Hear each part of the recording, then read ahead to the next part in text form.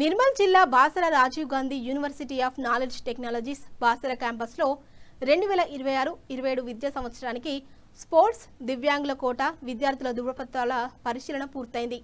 ఈ కార్యక్రమంలో కన్వీనర్ శేఖర్ శీలం, co convener Harikrishna, క్రీడా వైద్య అధికారులు పర్యవేక్షించారని యూనివర్సిటీ వర్గాలు పేర్కొన్నాయి.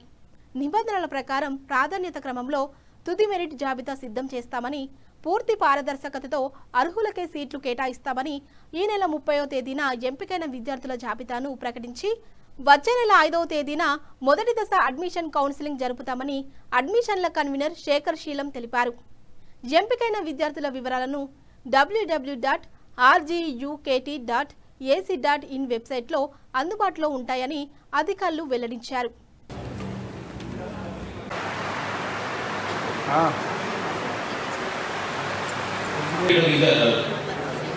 రిజల్ట్ వచ్చింది కదా, ప్రింట్ అవుట్ ఉంటే బెటర్.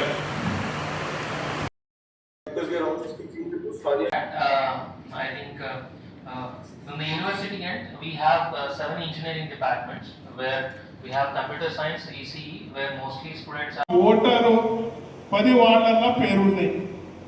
ఆడ ఒకసారి 10 వార్డులలో ఓటేసుకొని బ్లాక్ చేస్తున్నారు. అటువంటిది కూడా